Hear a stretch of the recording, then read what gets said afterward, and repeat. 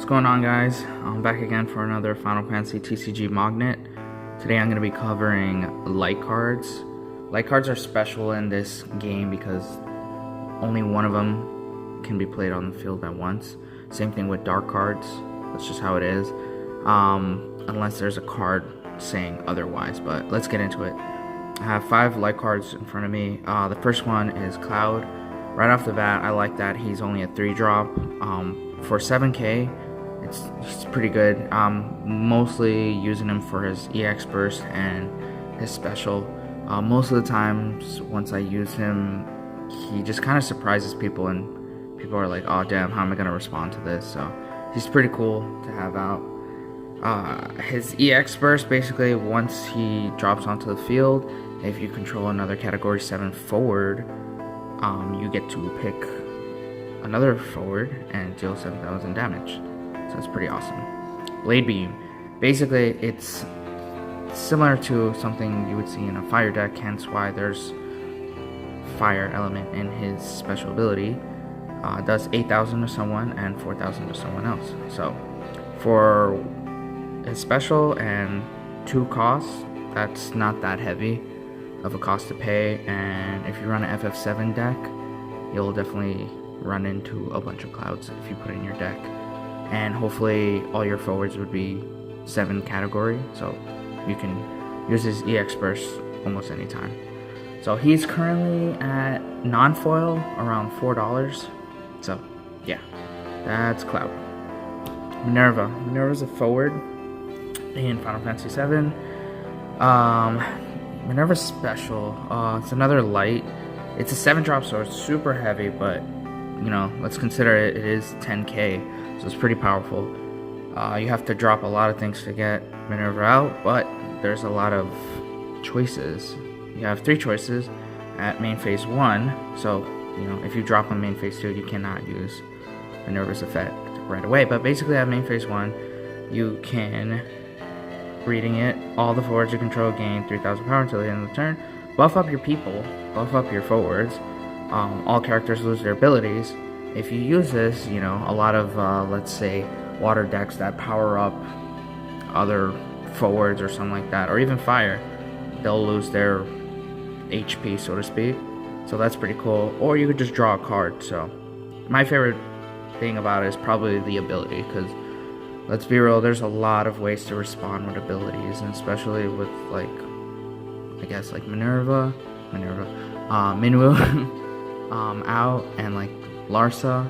There's a lot of things that buff up water decks and other decks. So that's Minerva. He's pretty cool. Terra was another card that, in my opinion, everyone was looking for in Opus 4. I was stoked to pull 2 Terras in the pre-release, but basically Terra's just summon. 4-drop for 7,000. Seems expensive, but not really. 4-drop, I think it's reasonable. Basically, when she enters the field, you search for a summon, like right off the bat, of 5 or less. And I mean, if you looked at the other summons, like there's pretty good summons even at 3. So to be 5 or less, you have a wide variety of summons you can pick. So Terra would obviously fit into a summoning deck, right? Riot Blade for special and 2 non-elemental costs. Dull her. Choose 1 forward, deal it 6,000 damage. So that's pretty cool. And then you search for a summon if you need it, you know, like just for CP to get other stuff down, or you just want to use it, you know. It's pretty cool. Oh, forgot to mention, I believe Minerva is looking like $4 for foil. And Terra right now currently is at, I believe, $11 foil. So that's that. Onion Knight. It's from Opus 1, this particular artwork. Onion Knights are pretty tight because, like, there's a bunch of other Onion Knights, so you can use Onion Knights special effects and other cards, or like particularly with this one, you could pay the 1 non-elemental cost, dull it, and then Onion Knight goes back to your hand and says play 1 card named Onion Knight from your hand to the field. So It's pretty interesting. It's a very fast-paced kind of card. And it has haste, so it's pretty cool, especially for the early game. I believe it's sitting at, I could be wrong about this, but I believe it's sitting at like $12, $11 or $12 non-foil, so it's a pretty good card.